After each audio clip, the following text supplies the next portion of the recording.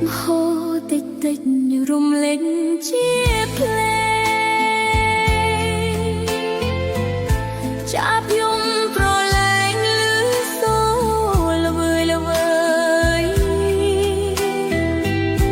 ជាមួយដើមជ្រៃដែលឈរប្រងើយដូចយ៉ាងទាំងពីរគៀបកាយស្នេហ៍អើយក្រោមចាំឃ្លឺខ្លា